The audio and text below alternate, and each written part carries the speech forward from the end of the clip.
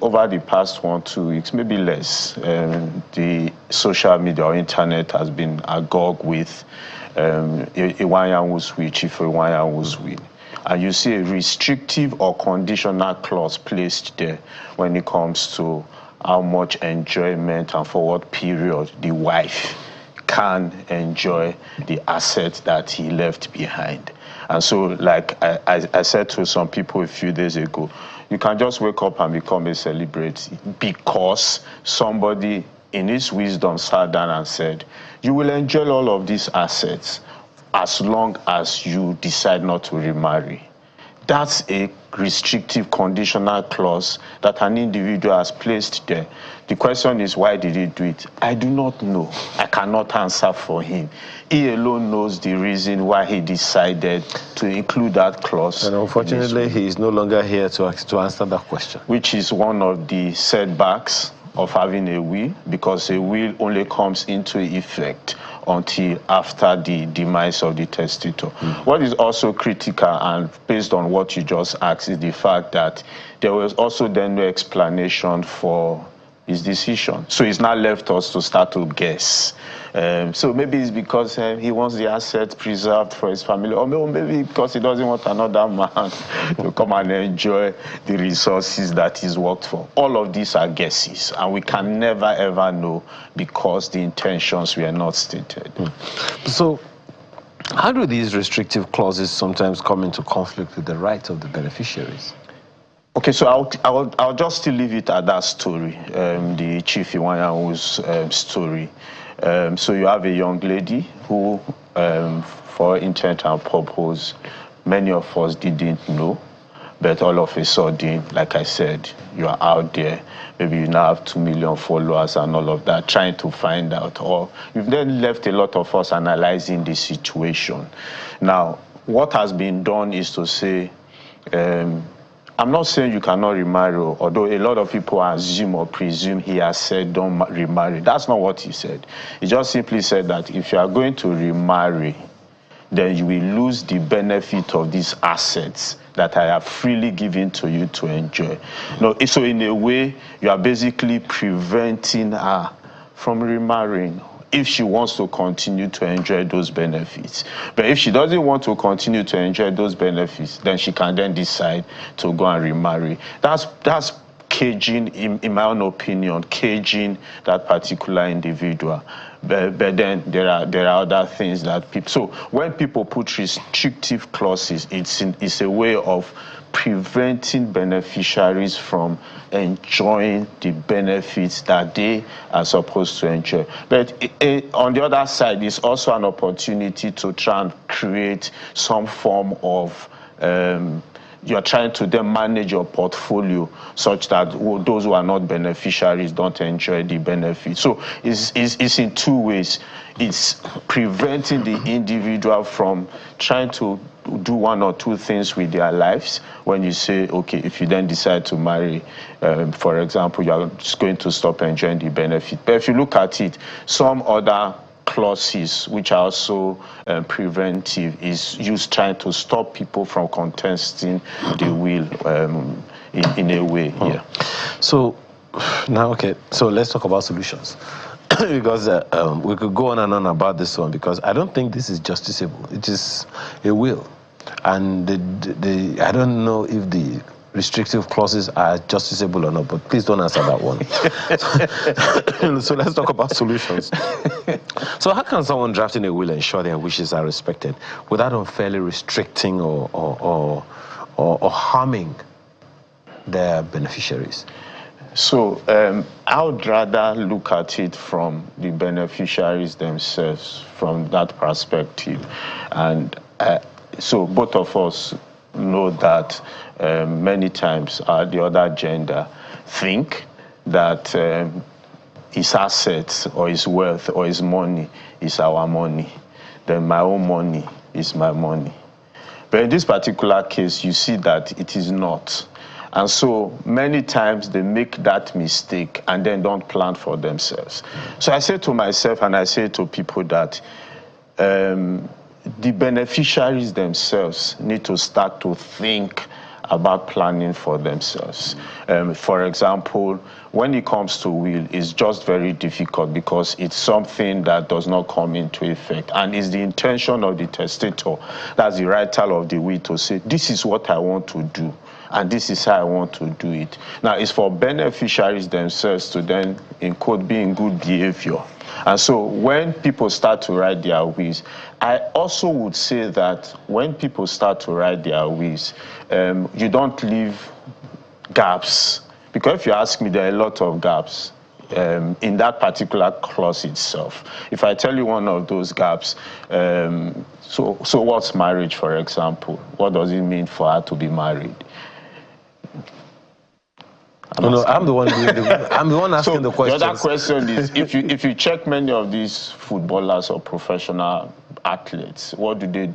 They just have partners, and they then enjoy whatever benefits there are. So you can always find gaps. So for me, I would say that beneficiaries need to take care of themselves, have proper plans and proper solutions.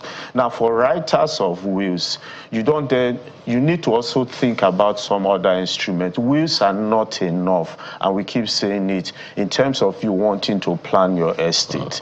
You need to also think about other instruments that are private and confidential, because a will is a public document. It's been read in the open.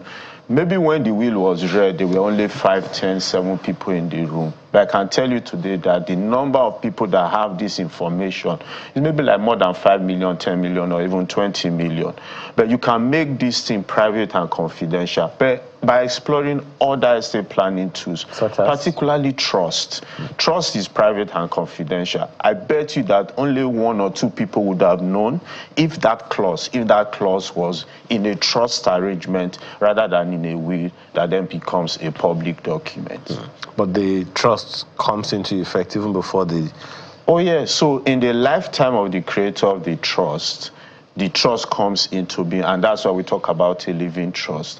What is also then important, if a trust had been adopted rather than a will, you would have just made her and other children beneficiaries. You are not owners, so you continue to enjoy the benefit. And the benefit can then be outside real estate. You then have all other forms of investment. There could have even been monthly allowances, whether for children or for spouse or whoever, communities. So those are important things that people need to also consider. The fact that you can use a trust to balance the life of your family members. Like I said, everything is out in the open. You've just put the woman, your wife, in a very uncomfortable position, because everybody now knows that the day she decides to get married, she loses all the benefits. But in a trust arrangement, not me, I will not know, you will not know. The 20, 30, 40 million people who have read the will, or based on what has happened on social media, would also not have known, and should have continued to live a life in a very comfortable manner. Well, since we are talking about will today, what advice would you give to anyone currently drafting or updating their will to avoid, such conflicts? Okay, so number one, I would say you need to use a professional. And what that simply means is that a professional that would look at all the gaps. I pointed, for example, a gap that if anybody wants to exploit, would basically exploit that gap. And what is that gap?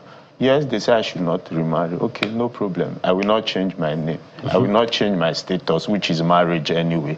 And it's not going to even be official. But it doesn't then stop me from doing whatever it is that I want to do, while still continuing to enjoy the benefit. If I want to have children, I can have children. So you need to speak with a professional. You need a professional to help you draft your estate planning document, such that all of these gaps can't be taken care of when it comes to whether you are writing your will. So if you're writing your will at this time, or you're thinking of writing your will or updating your will, you need to be speaking with the right kind of professionals. Now, a second thing when you speak to a professional is some of these clauses are not supposed to be seen as punishment.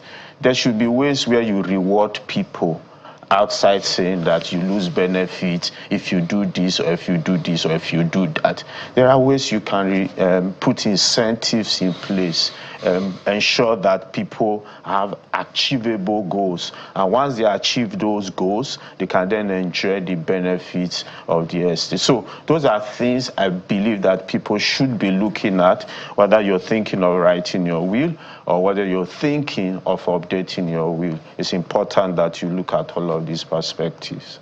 But you also talked about options. Do you think it's a good time to also consider those options? Oh, yes. This is the best time, if you've written your will, best time to think and put a trust in place.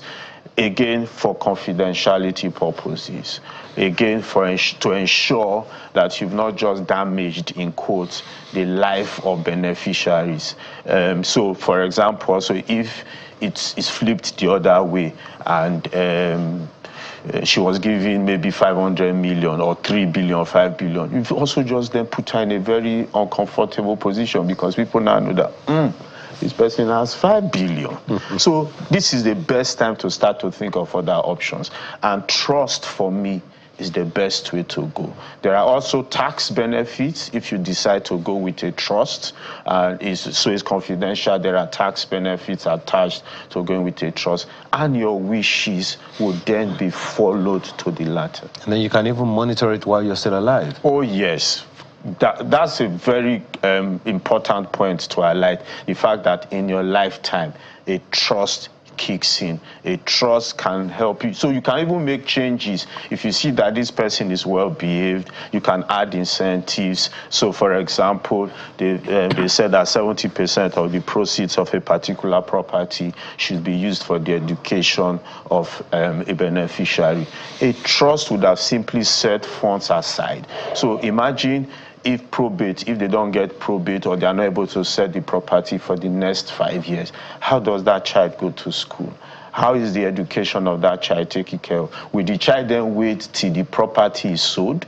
No. So with a trust in place, you can make all of those provisions available such that the education of that child is not stopped, the welfare of that child is not stopped. If there are then medical needs, the trust can simply take care of the medical needs of that particular child. He doesn't need to wait. Now, if the child is a minor, then you are then looking at who's going to be the guardian of that child. If the money comes to the guardian, are you sure that the guardian will use it for the benefit of that child? We're talking dollars, we're talking pounds. So it's important. Have a trust in place, managed by an institution, First Trustees, by the way, and you're sure that First Trustees will do every single thing that you have in your trust arrangement. Can anyone watching you right now convert a will to a trust? There's no need to convert a will to a trust. A will is a good document, but a trust is an added estate planning instrument. So what you should be looking at and asking Rotimi, can I use the two? And I'll say to you, yes, you can use the two. Move your assets, depending on the nature of the asset that you have in your will, to your trust. Let both of them run side by side. However, your will just be in limbo, because then there's really nothing that is going to happen until the person has passed. But you can then monitor your trust. You can make investments from your trust. You can earn good returns on your trust assets, such that those returns can even take care of you during your lifetime.